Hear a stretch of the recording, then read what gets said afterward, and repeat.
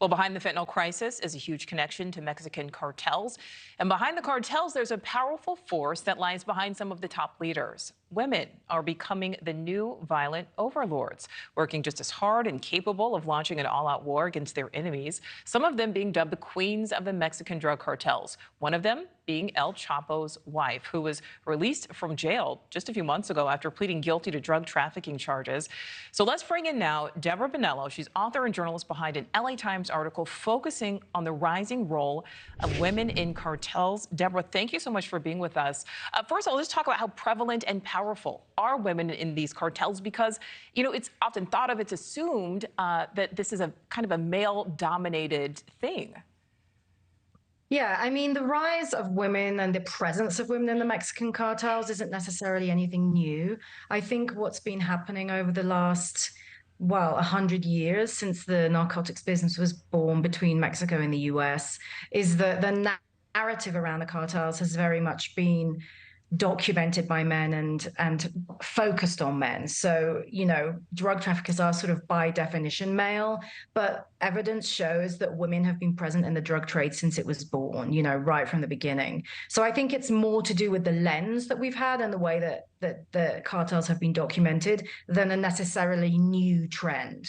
And do you think kind of the assumption that men control everything actually in some ways works to the benefit of these women, because they're being underestimated in many ways, and sometimes it's better to be underestimated?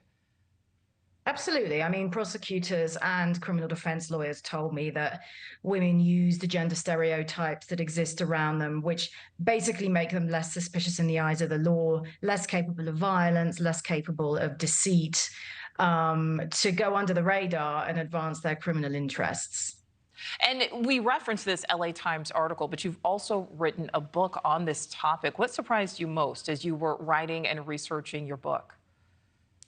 I think the most interesting thing for me was how complex and interesting the reasons that get these women into the drug trade are. I think, you know, we're sort of fed this idea that people are born bad and they just want to, you know, grab power. And actually, there are lots of socio and economic factors that draw women into the drug trade: poverty, gender violence, you know, their connection to families. As you know, most organized crime in Latin America is very clan-based. So husbands and wives, brothers and sisters and cousins, they all work together to further the interests of their criminal organization.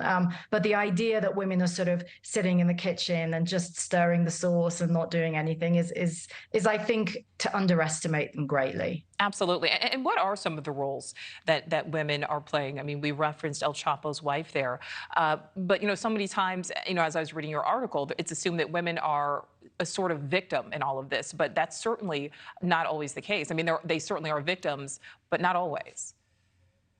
Yeah, I mean, look, Emma Coronel, she has a very high media profile, but I wouldn't say she's the most powerful woman in the Sinaloa cartel. That ignoble title goes to Guadalupe Fernandez Valencia, who was actually let out of prison about a month ago, got very little media attention other than perhaps the story I wrote on her. She was Chapo's chief money launderer, but, you know, she looks like a typical Mexican grandmother. She doesn't look like a young, attractive woman like Coronel, which I think is why she got so much more attention. But from, you know, money laundering to transportation to logistics to corruption to the nexus between organized crime and politics, women are really present at all stages of the chain, as far as I can tell. Absolutely. Author and journalist Deborah Bonello, thank you so much for your time.